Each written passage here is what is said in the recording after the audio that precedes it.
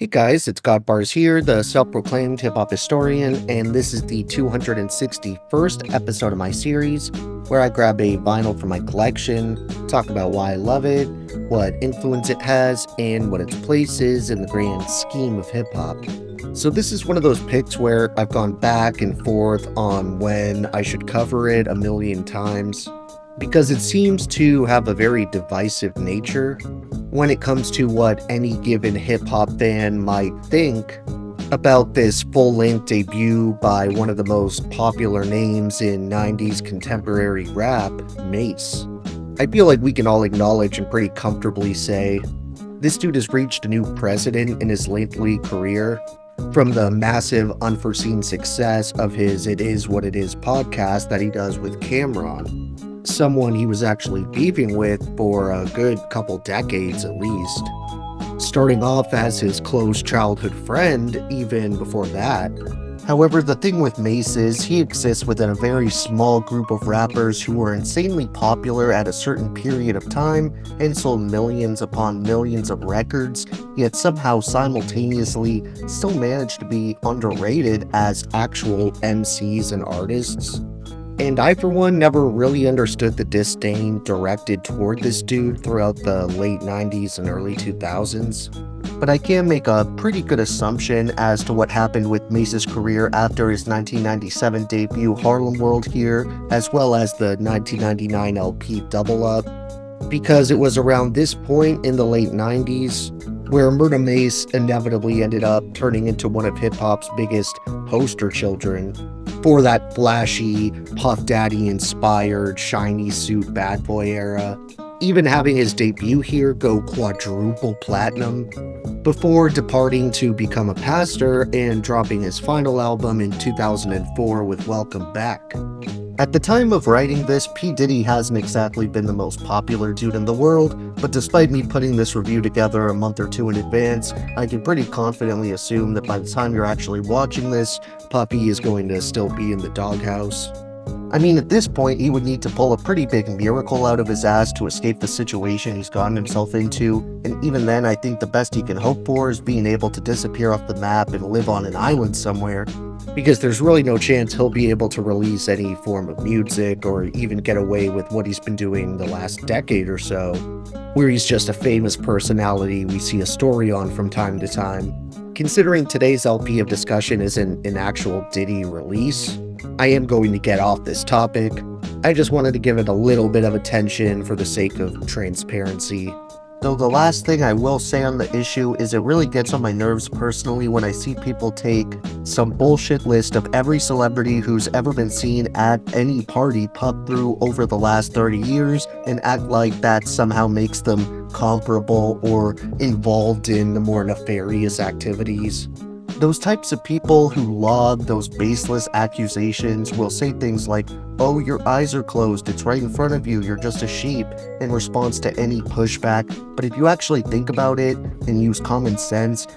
what's actually unlikely and extremely unrealistic is that every single person who went to one of these huge, highly publicized functions must have done something evil, and there's just no such thing as a big Hollywood party with celebrities that isn't full of drinking baby blood or whatever.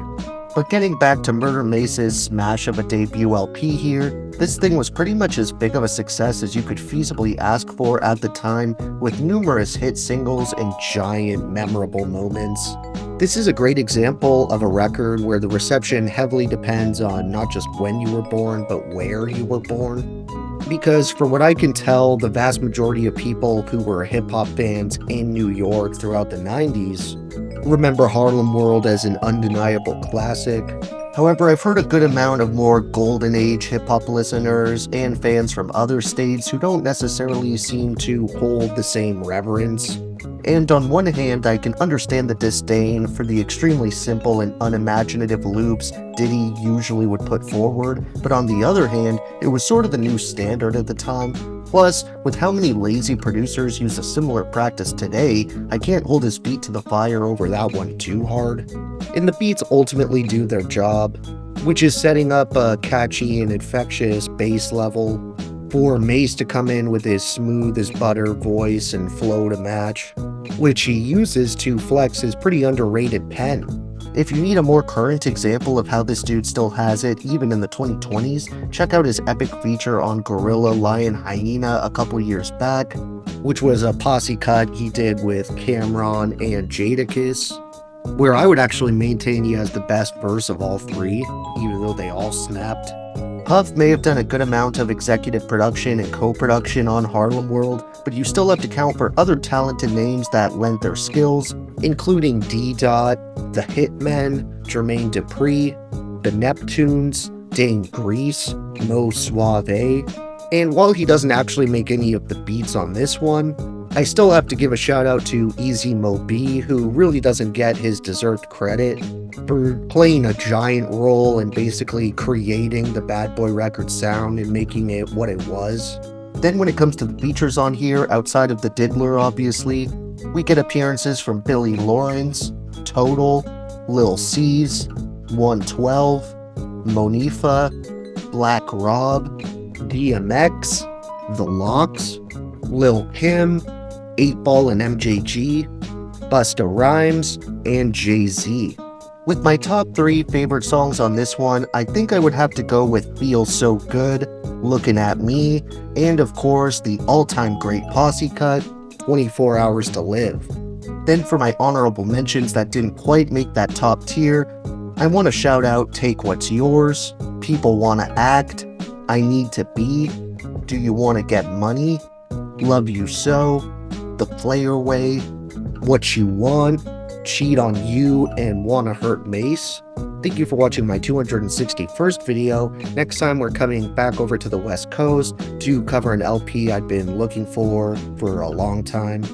So look for that one, and if you enjoyed, be sure to like, subscribe, and let me know what moments you return to the most off this staple of Harlem hip-hop.